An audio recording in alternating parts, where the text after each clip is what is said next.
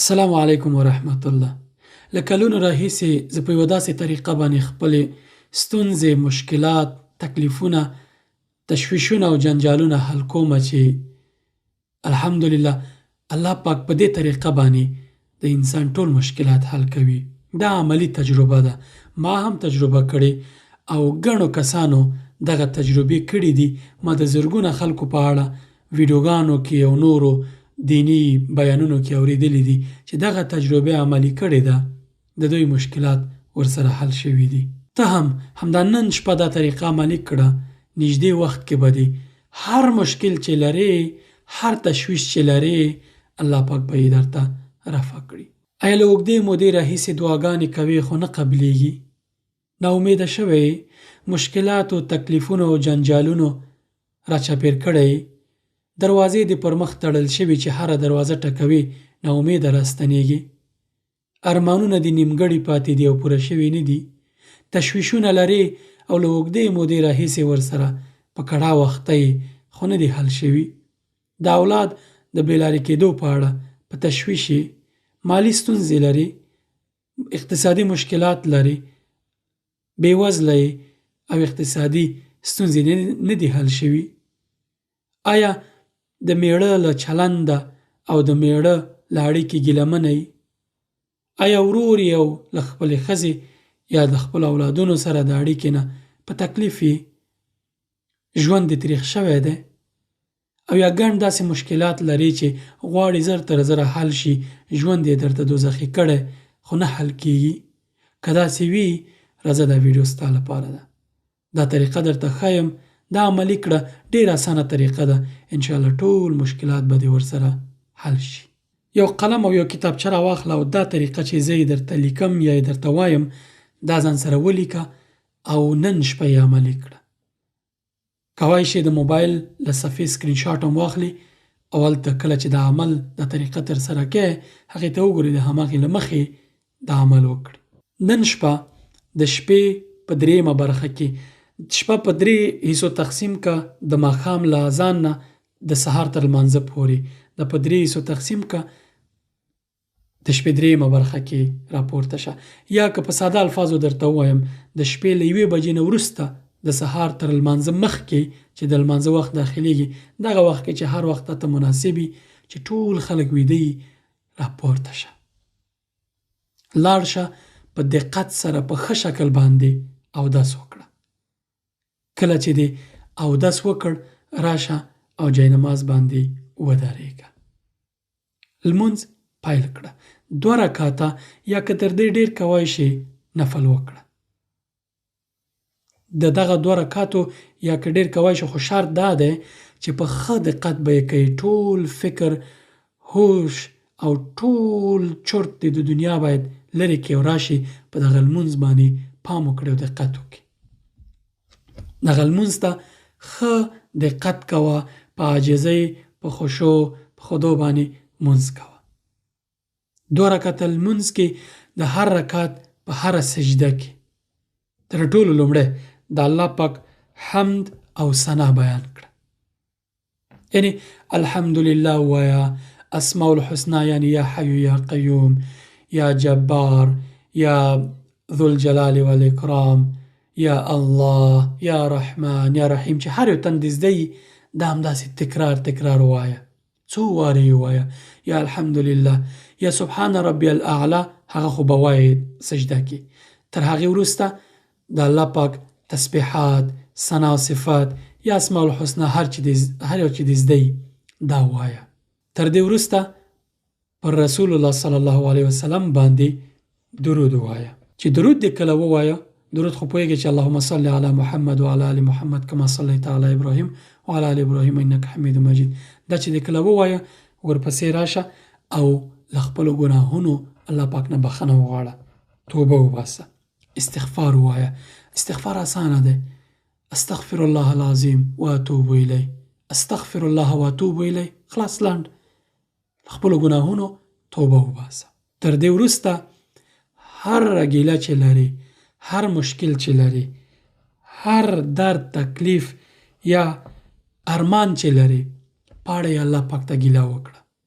زړه ورته را خلاص کړه، په عاجزۍ، په خشوع او په ډیر فکر او تدبر باندې الله پاک ته ګیله وکړه، زړه ورته تش کړه.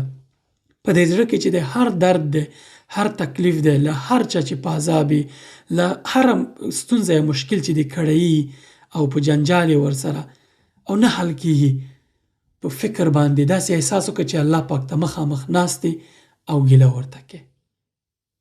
داسې ګمان وکړه که تا الله پاک نه ویني، الله پاک ته ویني او ستا اوازه اوري او تا ته ډېر نږدې دی.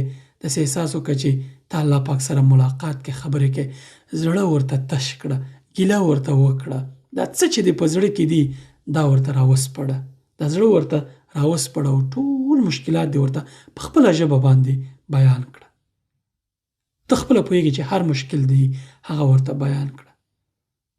مثلا که زه اقتصادي مشکل لرم، الله پاک ته وایم چې یا الله مالی ستونزې لرم، مشکلاتو راګیر کړی یم، هر طرف ته چې لاس اچوم دروازې مې پر مخ تړل شوي دي او همداسې دوام ورکوم ورته چې یا الله ته خو زما په حالت پوهېږې، دغه زما مشکل راته حل کړه.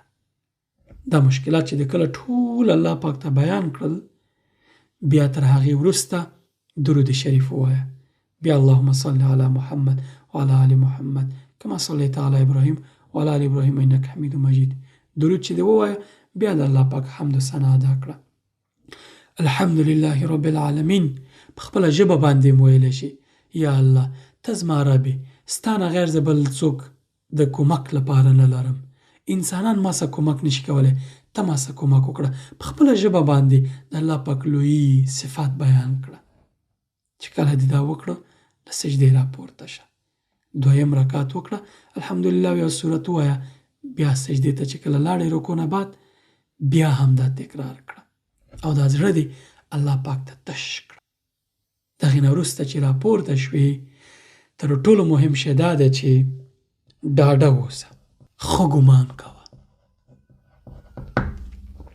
الله پاک باندې ښه ګمان کوه، یعنې په دې باندې مطمئن واوسه چې دغه مشکلات د الله پاک واورېدل او حتما یې درته پوره کوي، دا ستونزې، دا مشکلات یا د ارمانونه چې ته لرې حل کوي درته.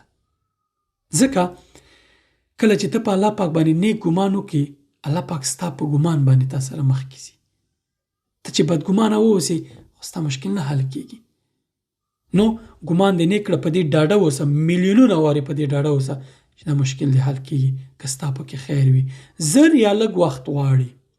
که چېرته دغه مشکل حل کېده یا دغه ارمان چې ته لرې یا دغه تکلیف چې ته الله پاک ته ګیله وکړه، اسباب غواړي چې تم باید پکې عمل وکړې، اسباب شروع کړه، عمل شروع کړه، اسباب ورته آماده کړه، په الله پاک باندې توکل وکړه، په داسې شکل باندې لکه دا اسباب چې هر څه یي، بیرته په الله پاک باندې توکل وکړه، داسې چې لکه دا اسباب چې هیڅ نه یو، هر څه د الله پاک توکل وي.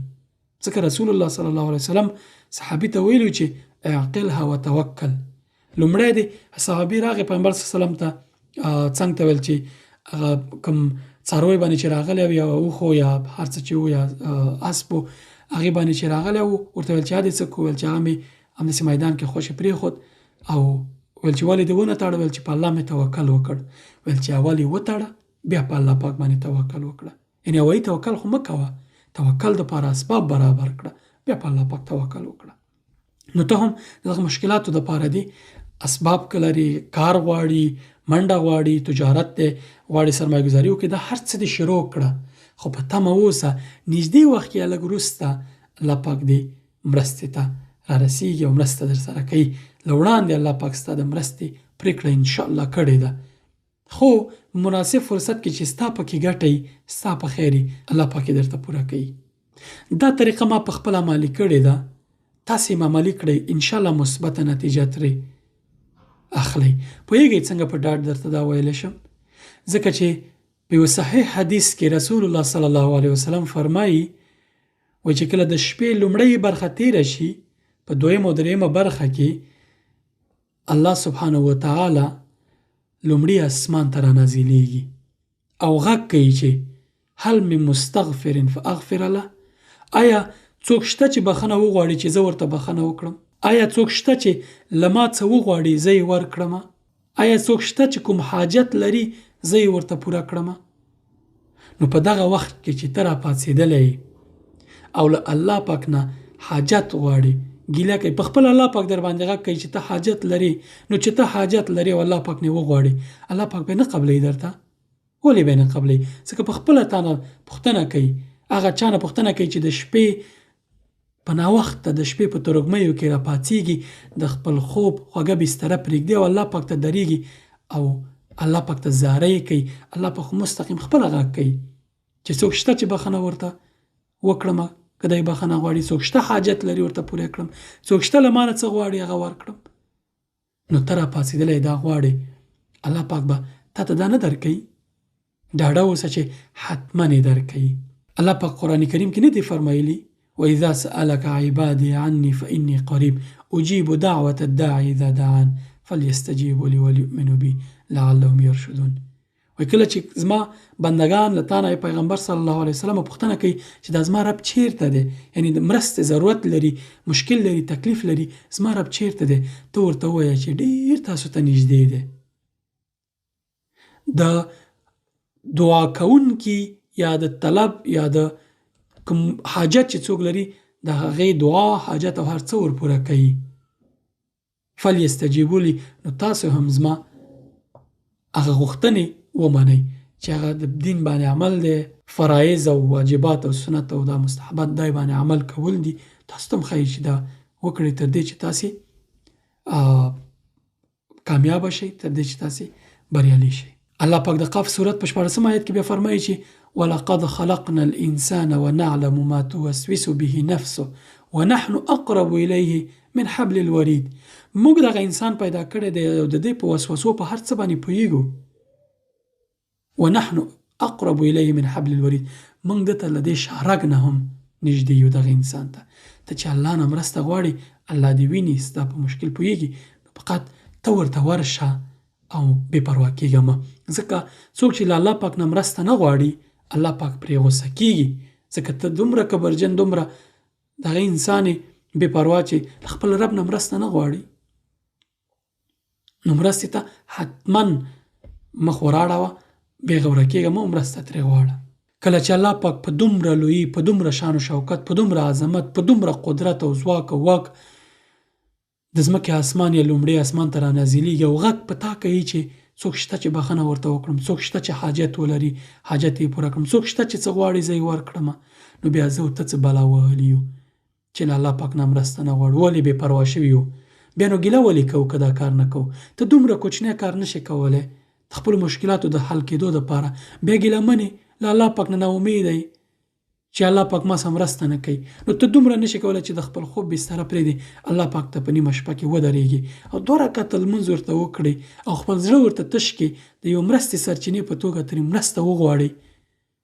دا کار نه کوې او بیا ګیله من هم یې، ګیله کوې چې زه خو مشکلات لرم او نه حل کېږي، ځان باندې د ژوند را تریخ کړی دی، هر چاته ناستې بندګانو ته ګیله کې. ملامت څوک دی؟ زه او ته یو که نه، بل څوک خو نه دی. بله مهمه خبره دا ده که ته مشکلات نه لرې هم دا کار کوه، د الله پاک نه مرسته غواړه، د الله پاک نه له کړاوونو مشکلاتو نه بچ کېده غواړه. مخکې تر دې چې تا ته مشکلات راشي، تا به الله ته پناه وړي، الله پاک به له مشکلاتو تا ساتي. دا طریقه عملي کړئ، انشاءالله مشکلات مو ورسره حل کېږي. که یې نشئ عملي کولی، نور نو ګیله مه کوئ، نور نو هر چاته مه کښېنئ چې زه مشکلات لرم او نه حل کېږي، ځکه دا عملي تجربه ده. ما تجربه کړې او ګڼو کسانو نه مې اورېدلي دي چې دا طریقه یې عملي کړې، شپې را پاڅېدلي او دغه طریقه یې عملي کړې، ټول مشکلات یې حل شوي. زه چې کله ډېر مشکلات ولرم، ډېر خفه یم، ډېر مشکلات، تشویشونه، جنجالونه ولرم، په همدغه طریقه له الله پاک نه مرسته غواړم او تر اوسه نا امیده شوی نه یم. الحمدلله.